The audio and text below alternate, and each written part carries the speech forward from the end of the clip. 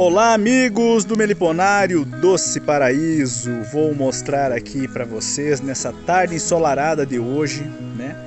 Uma tarde de primavera, mas que nesse ano de 2022 está com gostinho de inverno, né? Hoje é dia 24 de setembro, vou mostrar para vocês aqui essa abelha que é fantástica, chamado popularmente como bugia.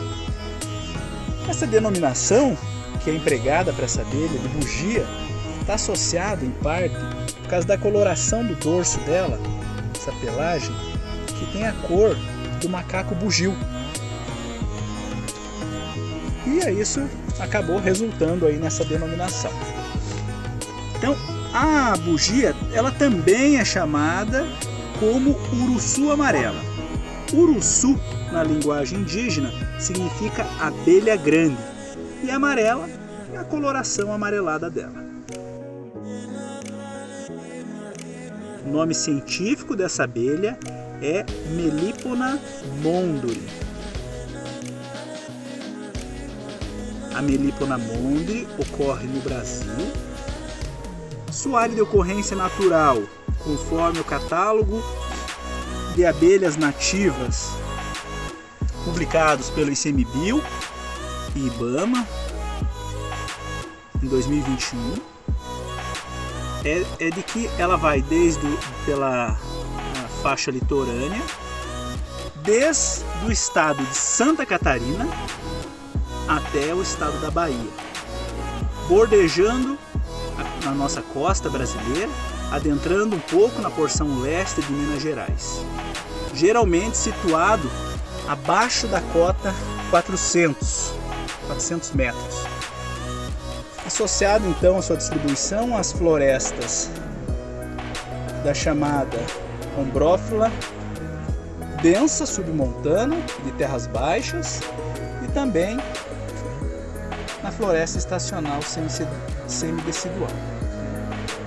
O bioma de ocorrência é o chamado bioma da Mata Atlântica, né? Então essa abelha é uma abelha muito bonita. Está na lista vermelha de animais ameaçados de extinção no Brasil. Então, a meliponicultura tem uma tarefa importante, né, de perpetuar aí a genética, manter o banco genético dessas abelhas. E se tudo der certo, né, se tivermos sucessos, nós meliponicultores, conseguiremos aí a longo prazo reinserir ela novamente, né, favorecer as enxameações naturais dessa abelha na natureza. Eu vou mostrar para vocês um pouquinho aqui, um pouco mais de detalhe, né? Então vocês estão enxergando aqui, eu fui filmando enquanto fui falando e fui mostrando que vocês devem perceber que majoritariamente nossas caixas são compostas assim nesse modelo por módulos, né? Um módulo aqui embaixo, um módulo intermediário, um módulo superior. Então essa é uma caixa que foi desenvolvida pelo Instituto Nacional de Pesquisas Amazônicas, né, o INPA, e por isso esse modelo de caixa recebe essa denominação, é chamada assim pelos meliponicultores de caixa modelo INPA. Uma grande vantagem da caixa modelo INPA é o sistema de multiplicação de colônias utilizando essa caixa. Eles subiram aqui até o terceiro módulo, até o módulo que seria para melgueira, para armazenamento da alimentação dela, né, de potes de mel e pólen. Elas subiram aqui fazendo postura. Então aqui é o ninho dessa abelha.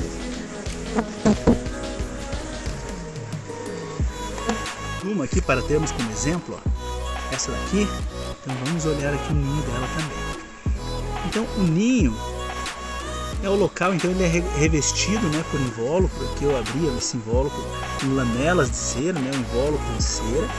E cada célula, ali tem algumas células abertas ainda, que a rainha está fazendo postura. Ali são discos, as células de cria jovens, né, mais novas, o pessoal chama de célula verde. E no entorno, essas células fechadas são as células que irão nascer abelhas mais jovens, né, mais novas, né? Então cada célula dessa é uma abelha nova que irá nascer.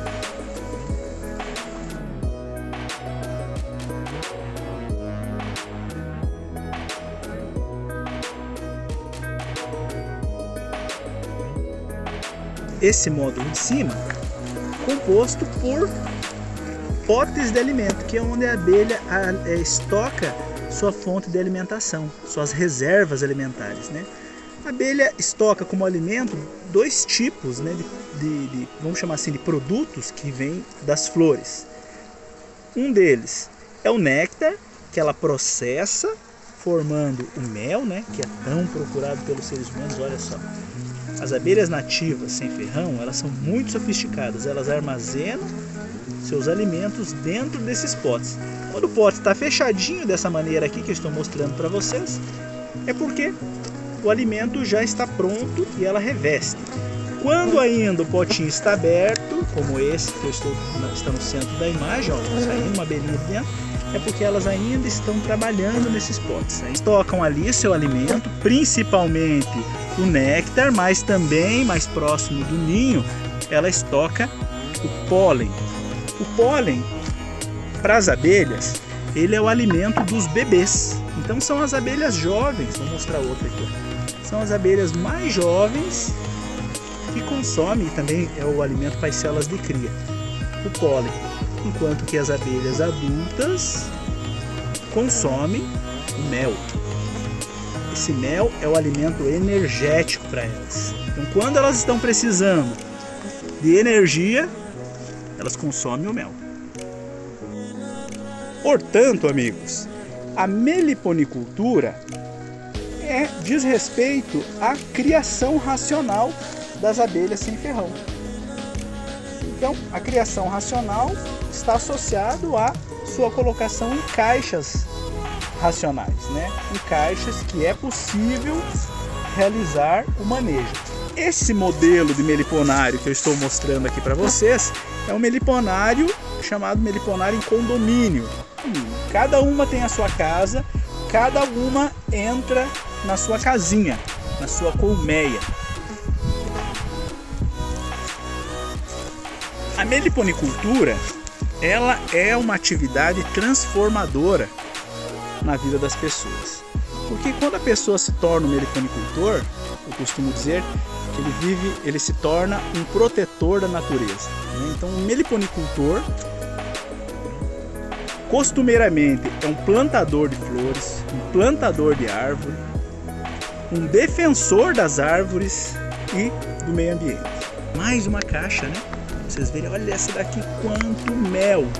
Então, o mel da bugia é um mel muito saboroso, delicioso. É um mel que tem sabores muito variados, né?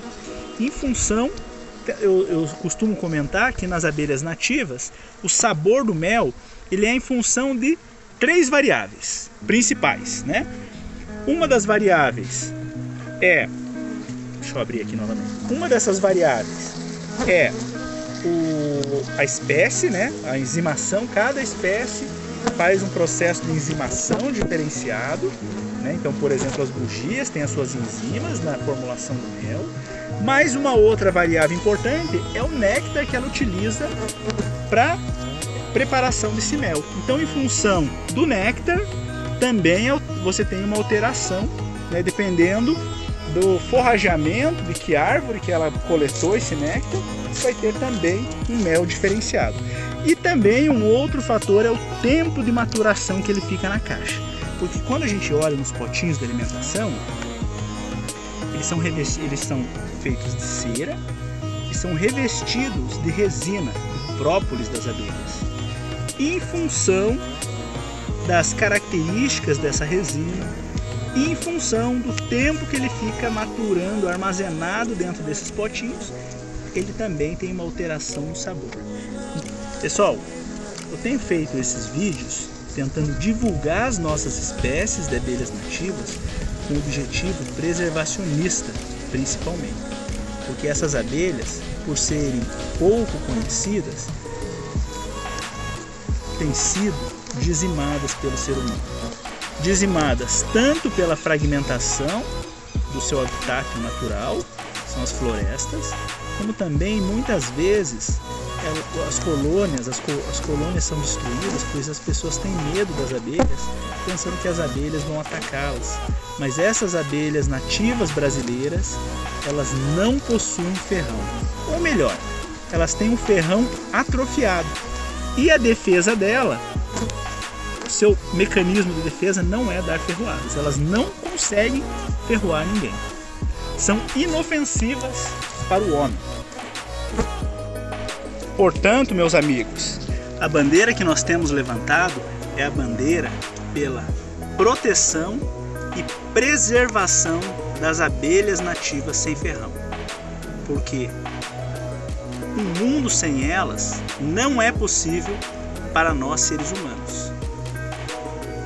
Não apenas pelo importante papel de polinização dos nossos alimentos, que por si já seria uma grandiosa tarefa, né? Então, grande parte dos nossos alimentos precisam da polinização das abelhas, mas também porque são justamente essas abelhas nativas que fazem a manutenção das nossas florestas. E se nós não tivermos florestas, também não teremos vida no planeta. Então, o que nós temos que fazer como cidadãos, como meliponicultores, é unir nossas forças para que possamos preservar essas abelhinhas e consigamos, né, conviver, coexistir com elas, porque elas são muito importantes pelos serviços ecossistêmicos que elas nos prestam.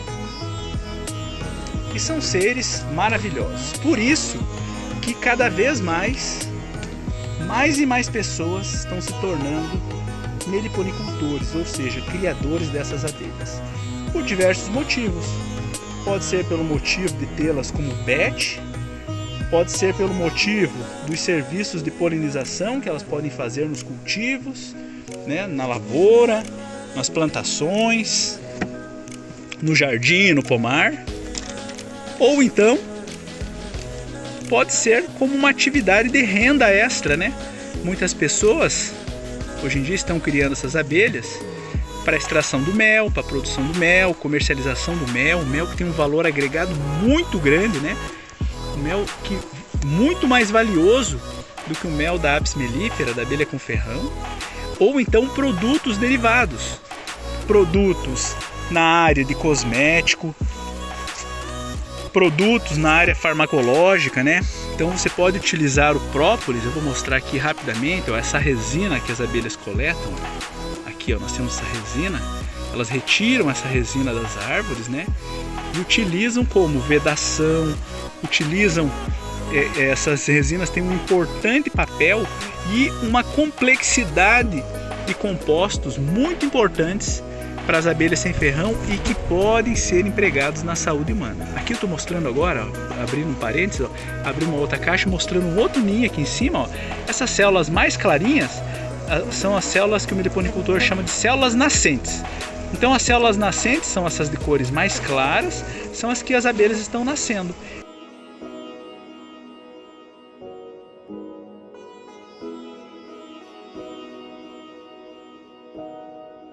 As abelhas sem ferrão têm muitos aspectos positivos para nós seres humanos, né? Tanto nos serviços que prestam, como nos produtos que nos oferecem, na geração complementar de renda, que pode também, né, favorecer aí o produtor,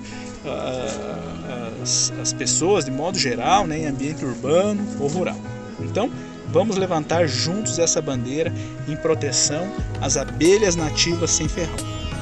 Se você gostou dessa nossa apresentação, se ela foi útil para você, foi interessante, peço que dê um like, né, no nosso canal, nesse vídeo, né, nos prestigiando, nos incentivando, e inscreva-se no nosso canal.